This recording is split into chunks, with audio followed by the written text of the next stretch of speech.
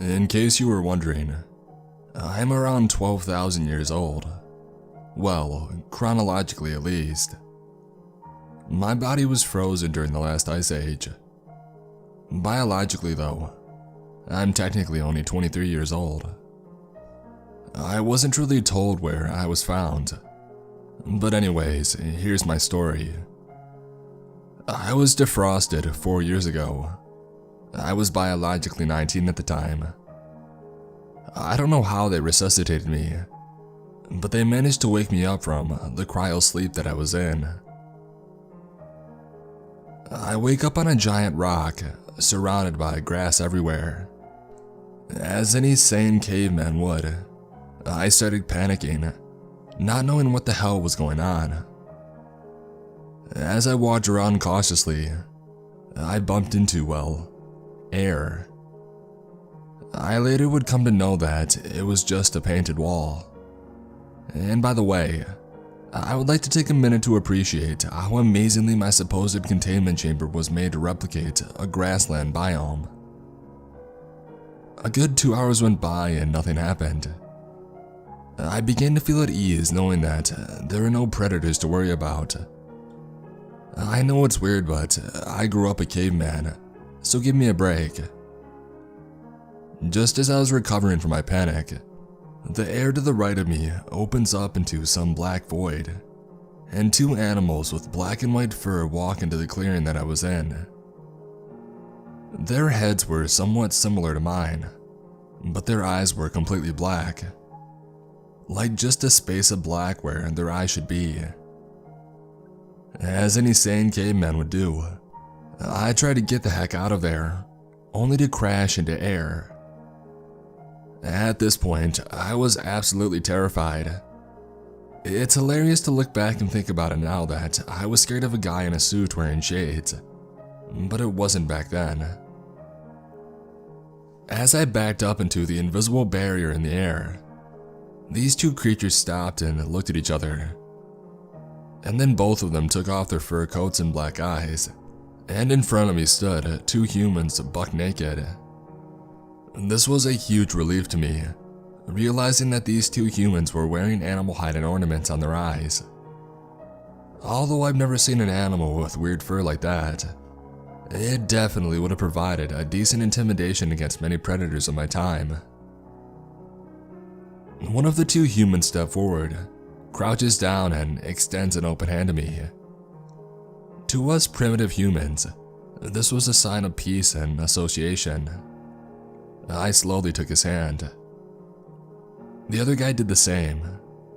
And after our primal handshake, they faced each other and started muttering some complex vocal call to each other. By the looks of it, they seemed excited. Two more humans with the same fur coats walked into the black void. These were female. One of them had a bowl carved from rock with water in it, and she handed it to me. I was pretty thirsty, so I drank it immediately. The other female presented a red block to me. It was definitely some kind of raw flesh. I was used to eating raw flesh as well, so I bit into it. I immediately spit it out. The taste was overwhelming, and nothing like I had ever eaten before. It sort of tasted like seawater. I would later come to know this was due to common salt. The female looked surprised for a second, and then she held something that looked like a yellow version of my genitalia. She ripped off the yellow skin to reveal a white mass of food inside. She gave it to me. It didn't look like any form of meat. Rather, it resembled a plant. I took a bite. It was loads better than that block of meat. I voraciously gobbled down the plant thing as these four humans sat down watching me, buck naked. As time went on, I kept getting fed by these humans walking through the black void in the air. This one particular guy would come in every day with lots of objects and animals. He would show me something while saying some vocal call. I eventually learned to repeat after him. This went on every day. I learned to communicate in English 2 years after my defrosting. As the months passed, I was eventually taken through the Black Void, which was just a door leading to a dark hallway. I met lots of new people and got to know about the modern world, where people lived in trees made of stone and mounted shiny animals with circular feet. To be honest, the world was too loud and bright for my liking and I had trouble adjusting. I eventually got the hang of it though, although I am allergic to about this age. My memory is a bit hazy, but I remember some important stuff.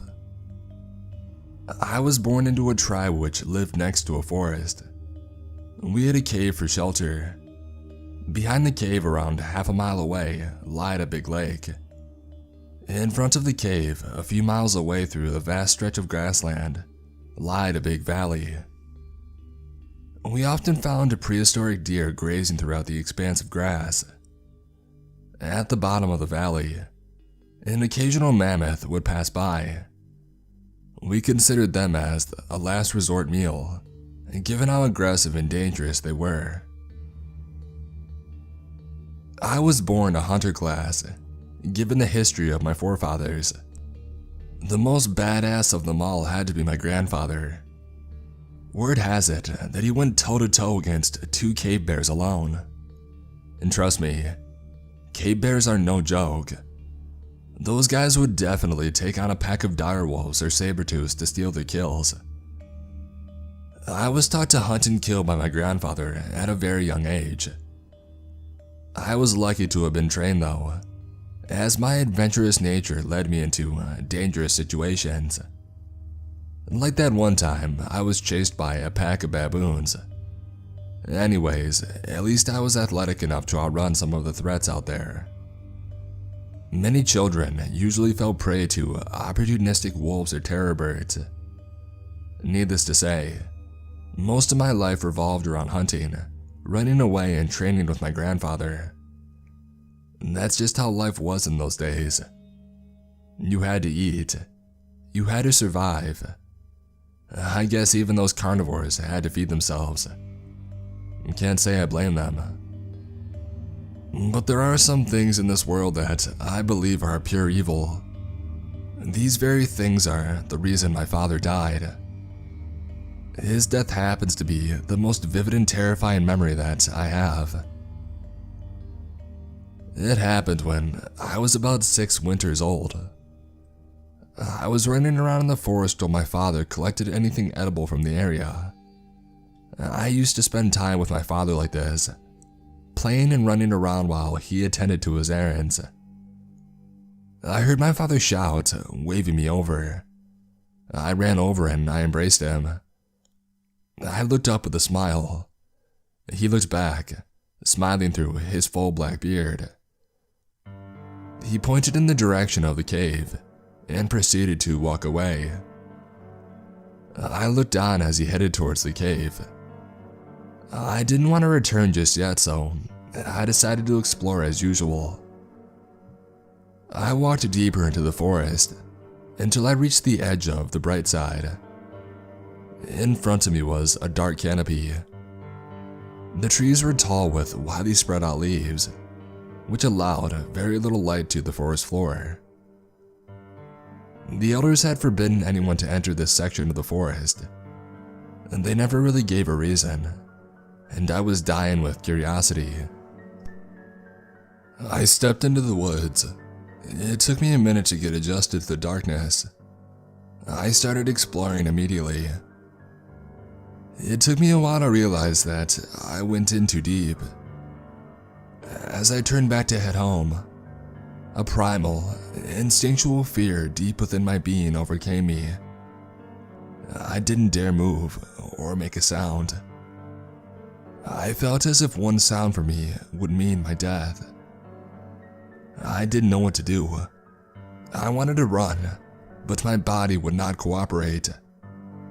Suddenly, I felt something grab me and cover my mouth. Whatever it was ducked behind a big rock with me. I looked at the figure. It was my father. I had never seen my father as terrified as he was right now. We heard twigs and tree branches snapping off in the distance. I tried to peek from behind the rock. All I saw was the dark outline of trees and a black, bipedal figure trudging around 300 feet away from us. It was heading in our direction. My father seemed calm, but I knew that deep down, even he was scared stiff. Father motioned towards the edge of the dark forest from where I had entered. He started to crouch walk cautiously towards the edge.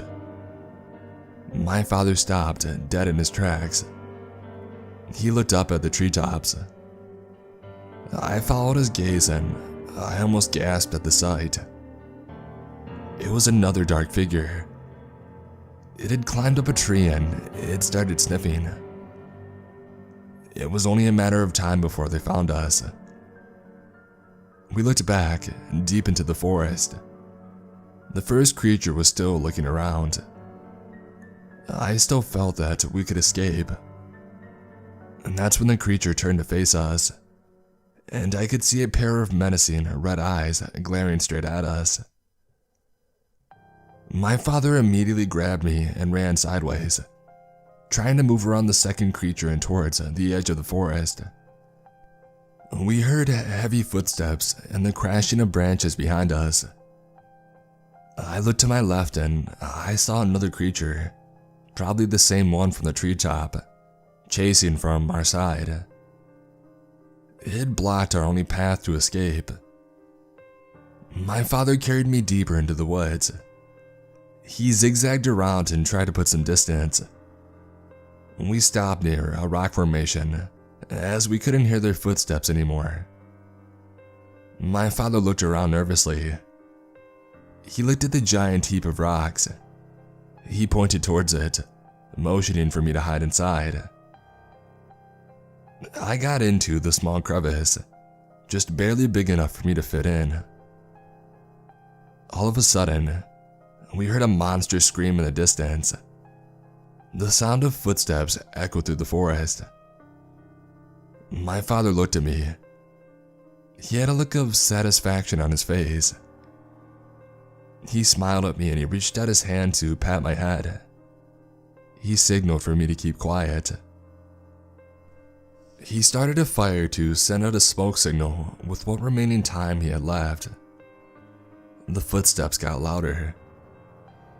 My father turned and screamed at the top of his lungs as something came crashing through the bushes and grabbed my father.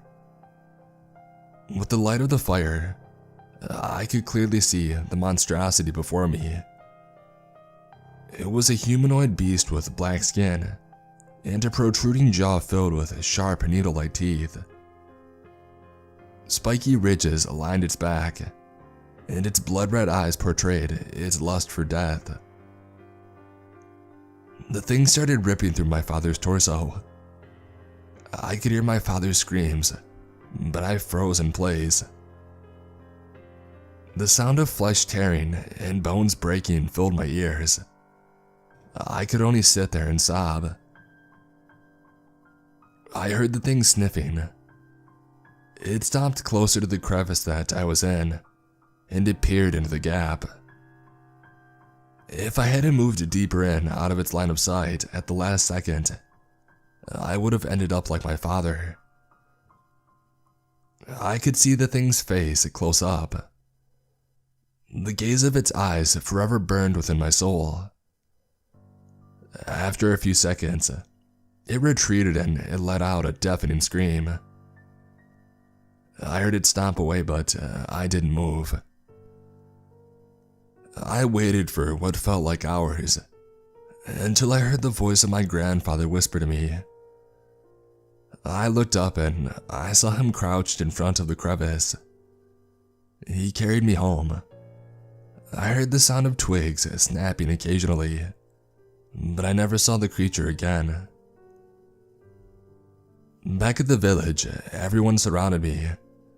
My mother held me in her arms as all I could do was cry. Everyone was eager to know what had happened. My grandfather simply stood at the clearing, staring at the woods. and then something came flying from the woods and landed in the clearing. I looked at the object. It was a head. My father's head. The look of terror still glued to his face. My grandfather fell to his knees, while my mother held me tightly, sobbing silently. And now, for my message to everyone. There is a reason why a lot of horror movies showcase giant black humanoid monsters with red eyes and elongated skulls. There's a reason why the darkness of the woods awakens a primal instinct, thousands of years old within all of us. Aside from me wanting to share my experiences with you all, what prompted me to type this out was an incident that happened a week ago. I was in the parking lot of a grocery store with my assigned attendant one night. While loading the groceries in my truck, I glanced up at the woods behind the parking lot. I looked